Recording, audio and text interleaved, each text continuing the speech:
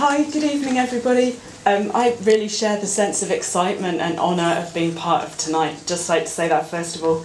And as Paris said, I'm representing the Scottish Government Minister who has responsibility for equality at tonight's event, and he's sorry he can't be with you, but he's given me a message of support which I'll read out at the end. So we are delighted to show our support to Trans Media Watch and to be with you as you launch the Memorandum of Understanding. And we're really pleased that the project is supported by a number of volunteers living in Scotland, not least of which is Jenny as the chair, and that the Scottish Transgender Alliance is also supporting the project and has done from the very beginning. Now, others have spoken already of the experience of transphobia, and we have evidence of this in Scotland too, sadly.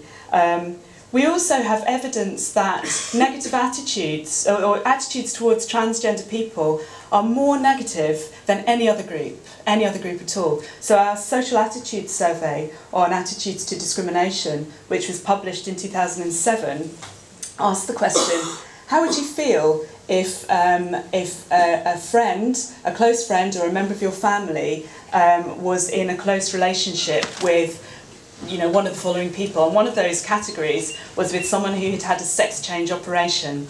And 50% of respondents said they would be either very unhappy or unhappy if a friend or a relative formed a close relationship with a transsexual person.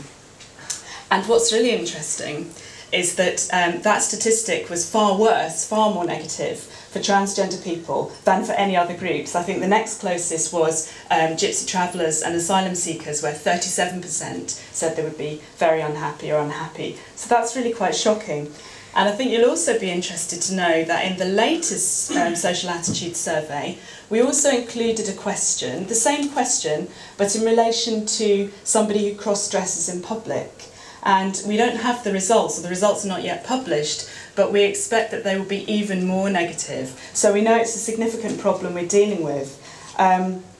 And as we all know, negative attitudes can very often lead to hostility and to violence and abuse. And certainly the Scottish Transgender Alliance survey of, I think, 79 trans people living in Scotland found that 62% had experienced transphobic harassment from strangers in public places. And it stands to reason that some of that is going to be fed by the kind of hostile media coverage that others have spoken about.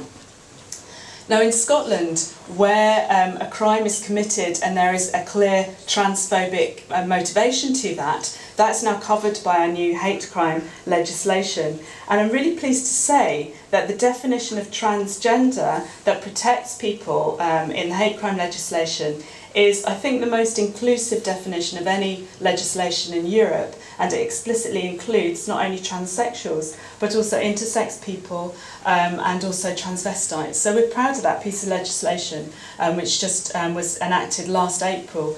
And we think that sends a really strong message that transphobia will not be tolerated. And so where a crime is committed and there is shown to be a transphobic element in that, that will be reflected in harsher sentencing. But of course, governments have an important role as well in changing the attitudes which underpin those kind of acts of violence. And 3 years ago, the Scottish Government embarked on a piece of work which became known as the Hearts and Minds Agenda. And that was very much in partnership with our LGB and T communities in Scotland. And it was looking at what we can do, what government and others can do to change negative attitudes towards lesbian, gay, bisexual and transgender people. And interestingly, but of course not surprisingly, this won't surprise you, one of the 5 focus areas of that work was around media and leadership, because we recognised that media has a crucial role in forming public attitudes, social attitudes, and therefore is an important actor for us to start to change those attitudes. So with that in mind, we really are very supportive of the work of Trans Media Watch and the Memorandum of Understanding. We recognise that despite all the work that's been done and the significant progress, as Lynn said, that we have now started to make on transgender equality in the UK, that media handling of transgender issues is really, really different from any of the other groups that are protected by the new Equality Act, and simply would be unacceptable for other groups, and yet somehow seems to be tolerated for transgender people. And I think in the same way that we understand that hate crime affects more than just that individual but has ripples through the wider community, then so too surely does negative and hostile media coverage of transgender issues and people. And so I think people have spoken about how seeing the negative and the hostile coverage makes them feel, and I think it's quite clear that it will impact on the sense of alienation, fear, isolation and exclusion that characterises transgender people's experience of life. And it also will, I would have thought, and if we don't have evidence to this, I think it would be safe to say that there is a direct causal link, will surely feed the negative attitudes which result in the kind of hostility that people have spoken about.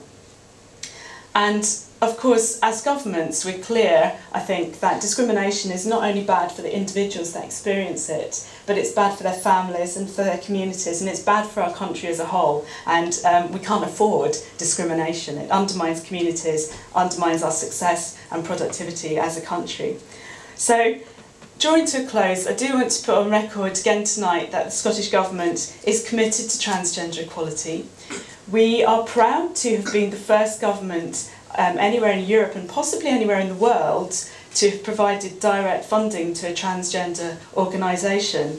And it gives me a huge amount of pleasure to be able to announce here tonight that the Scottish Government has in fact decided to double its funding to the Scottish Transgender Alliance for the next year.